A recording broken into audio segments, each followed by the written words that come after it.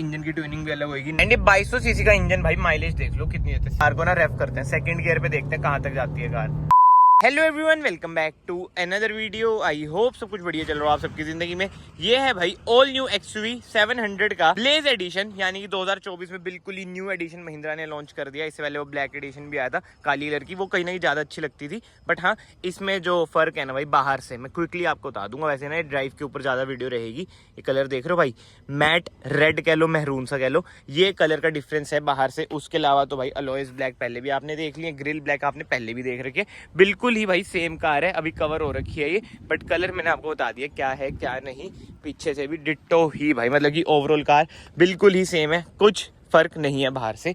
अब हम चलते हैं अंदर। इंटीरियर में भाई जमीन आसमान का फर्क कर दिया है। और जो मुझे सबसे बढ़िया चीज लगी है ना इस कार में, वो कहीं ना कहीं इंटीरियर ही लगे हैं। क्या ही इंटीरियर कर दिए हैं यार। और एक चीज तो मैं भूल गया यार, मैंने इसका बोनट ओपन किया था आपको बताने के लिए कि भाई जो इसमें इंजन आ रहा है ना, वो है डीजल इंजन। पेट्रोल का भी ऑप्शन है, बट आज जो हम चला रहे हैं वो है डीजल। ये देख लो 2200 सीसी का M-Hock, ये आपको प्रोवाइड करता है around 183 bhp with 450 Nm of torque. कर देते हैं इसे बंद। अब चलते हैं क्विकली इसकी एक छोटी सी राइड लेने एंड देखते हैं भाई और क्या क्या फर्क है। बहुत सुनने में आया था ब्लेज एडिशन में भाई इंजन की ट्यूनिंग भी अलग होगी। नहीं भाई, ऐसा कुछ भी नहीं है। बट हाँ, कार को हम स्टार्ट कर देते हैं, बेल्ट पहन लेते हैं, ब्लोअर को मैं कम कर देता है यार। इसका AC पता नहीं कैसा है कैसा नहीं, मतलब कि स्कॉर्पियन में जो है ना मेरे, वो ज्यादा बढ़िया लगा। इन सेम ही होता है ऑलमोस्ट। बट हाँ, एक चीज मैं आपको दिखाता हूँ भाई, ये ना टॉप वेरिएंट है, ठीक है। इसमें ना आपको वेंटिलेटेड सीट्स मिल जाती है। बट अभी मैंने एंड्रॉइड ऑटो चला रखा था, तो इतना लंबा प्रोसेस हमें करना पड़ता है वेंटिलेटेड सीट्स को एक्सेस करने के लिए। इधर जाओ फिर ये कंट्रोल कर सकते हैं। देख रहे हो एक फिजिकल बटन ना होने के कारण कितने बड़े डिसएडवांटेजेस हैं। बट हाँ, जो है वो यही है। ये देख लो एंड्रॉइड ऑटो मैंने चला दिया। अब बताओ कहाँ से करोगे, वो ये सब दिखते हैं भाई, बट क्या करें, जो है यही है। मतलब मेजर ड्रॉबैक ना यही लगा मुझे तो अभी तक। बाकी तो हाँ, इंटीरियर आप देख ही सकते हैं।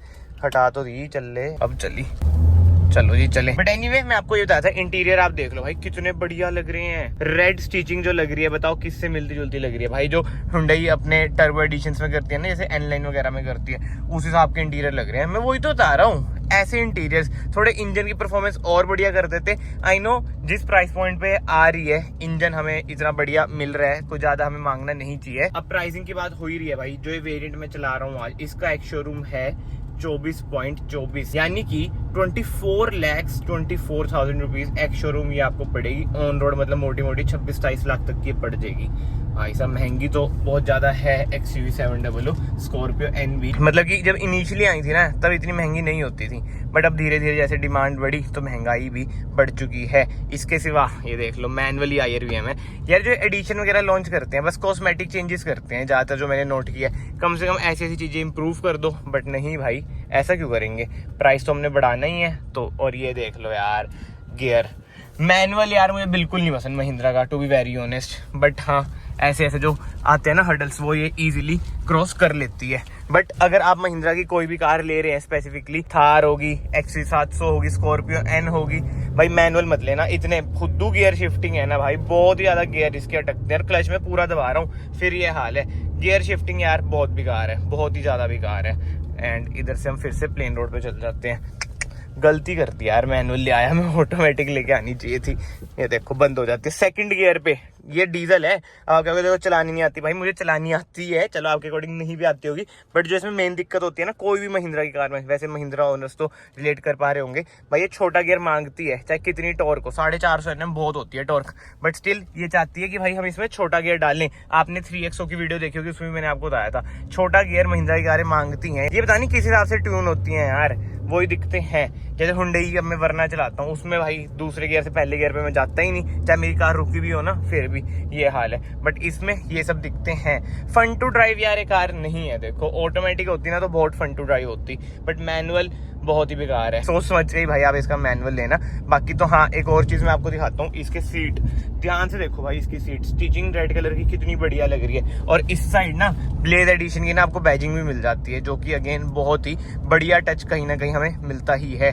बट हाँ, ये है टॉप वेरिएंट। जैसे मैंने आपको बताया, जैसे 3XO में आपको लेवल 2 एडास मिलता है ना, इसमें भी आपको लेवल 2 एडास मिल जाता है। बट हमारे इंडिया में भाई रोड्स भी होनी चाहिए ऐसी, मतलब कहीं कहीं पे तो है, बट जहाँ पे आज मैं हूँ वहाँ पे भाई ऐसी रोड्स नहीं है, तो एडास डूस तो हम क्या ही चलाएंगे। ये होता है भाई पागलपन, तभी तो जाम लगते हैं। ये रास्ता केवल कार्स के लिए है, ट्रक वाला ले आया इधर, बताओ कर दिया ना सीन। बेकार ही है यार, वही है, समझ तो है नहीं यार। इनकी वजह से जो नॉर्मल पब्लिक है हमारी ऐसी वो लेट हो जाती है, बट एनीवे क्या कर सकते हैं।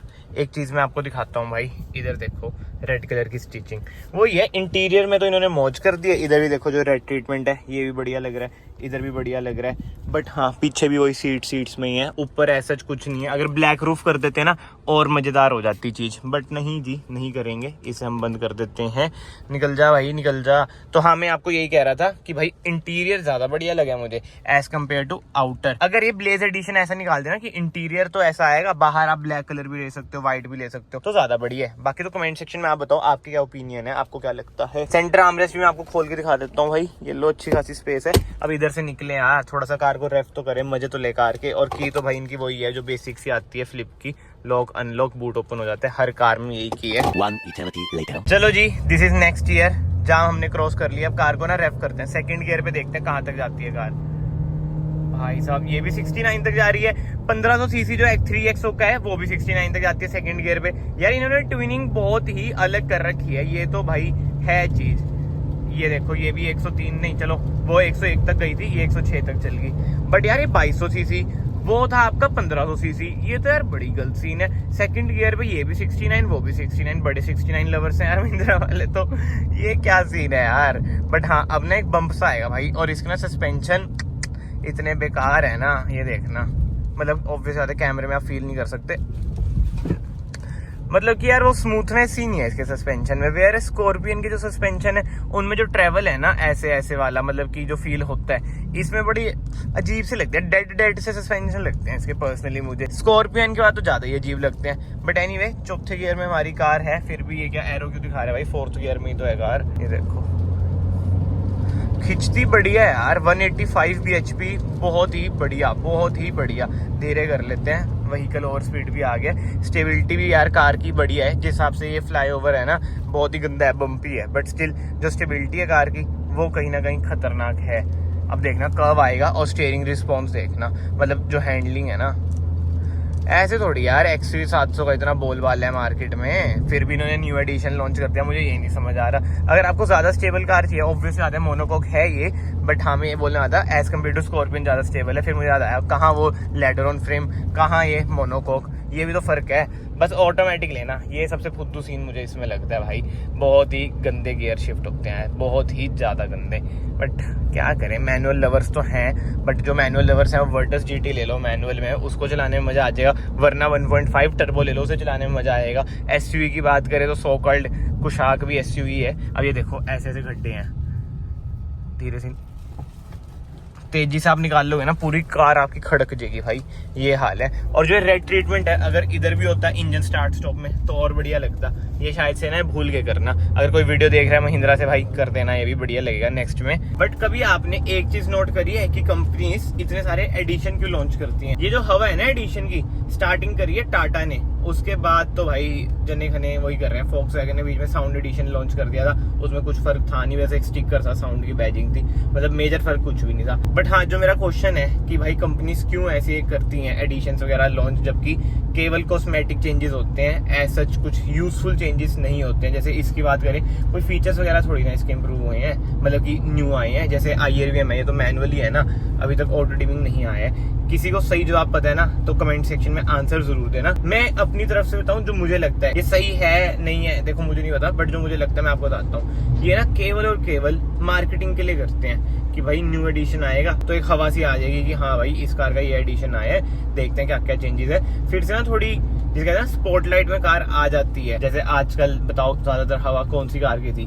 बीच में क्रेटा की होगी थी, अब भाई स्विफ्ट की चल रही है हवा, वो वाला सीन हो जाता है। एंड ये 2200 सीसी का इंजन भाई, माइलेज देख लो कितनी देता है, 7.8। ये तो चलो अभी शॉर्ट ट्रिप हो रखी है ना इस वजह से, but in real life highway पे 15 से ऊपर तो इजीली माइलेज दे देता है, एंड सिटी में वही 11-12 ये दे देता है। बट हाँ, स्कॉर्पियो एन से ना ज्यादा माइलेज दे देती है, क्योंकि भाई ये है आपकी फ्रंट व्हील ड्राइव, वेयर है स्कॉर्पियो एन है आपकी रियर व्हील ड्राइव। ये फर्क तो है ही। इसके अलावा ब्रेकिंग वगैरह तो यार दोनों कारों की बड़ी है, इसकी भी भाई ब्रेकिंग बढ़िया है, बस ये ऑटोमेटिक में हो ना और मजा आ जाए। इसके अलावा तो ना ये बात तो है भाई, देखो कार में ना बिल्कुल ही आपको एसयूवी वाली फील तो आती है, भले फ्रंट व्हील ड्राइव हो। बोनेट का ना आपको क्लियर व्यू मिल जाता है। एंड हाँ भाई, ये तो टॉप वेरिएंट है। एक चीज मैं आपको दिखाऊं, ये देखो भाई, कैमरा क्वालिटी देख रहे हो कैमरे की, ये तो पूरा ही कर देता हूँ अब ना, मैं 1x पे भी कर देता हूँ। कैमरा क्वालिटी देख रहे हो भाई, बढ़िया है कहीं ना कहीं। बट ठीक है यार, इस वीडियो को फिलहाल मैं यहीं पे कंक्लूड करूँ ना। ब्लेज एडिशन में जो फर्क है, बाहर से मैंने आपको दिखाई दिया रेड कलर का, ठीक है जी, मैट आपको कलर मिल जाता है, महरून मुझे बोलना चाहिए। एंड इंटीरियर में वही भाई ब्लैक इंटीरियर हो चुका है, एंड रेड स्टिचिंग आपको मिल जाती है। बाकी तो जो एक मिसिंग चीज लगी ना मुझे, जो रूफ है ये भी ब्लैक हो जानी चाहिए थी, और जो इधर मैंने आपको बताया इधर रेड आउटलाइनिंग आ जानी चाहिए थी इंजन स्टार्ट बटन पे, तो बिल्कुल ही लगता कि हाँ भाई कुछ एडिशन है। इसके सिवा कुछ यार फीचर्स में बदलाव नहीं है। IRVM अभी भी मैनुअल है यार। एक गियर यार इतना फंसता है ना, एक तो भाई ऑटोमेटिक ले लेना, मैनुअल मत लेना। तीसरी चौथी बार में रिपीट कर रहा हूँ। बट हाँ, मैं आपको ये बताना चाहता हूँ कि इस पर जाना या नहीं जाना है तो देखो बड़ा सब्जेक्टिव होगा। किसी किसी को होता है भाई ऐसे कलर पसंद है, किसी किसी को लगता है भाई ये तो बड़े छपरी कलर है। तो सारी चीजें ना आप पे डिपेंड करती हैं। अगर आपको व्हाइट ब्लैक कलर ज्यादा बढ़िया लगता है तो आप अपने थोड़े से पैसे बचा सकते हैं। बट हाँ, अगर ये इंटीरियर व्हाइट ब्लैक कलर में भी आ जाए तो बढ़िया बातचीत हो जाएगी। बाकी तो ठीक है यार, आई होप सो आपको वीडियो पसंद आई हो। अगर आई है ना, वीडियो को यहाँ से लाइक कर देना, चैनल को यहाँ से सब्सक्राइब कर देना। मैं आप सबको मिलता हूँ नेक्स्ट वीडियो में। Till then bye, take care.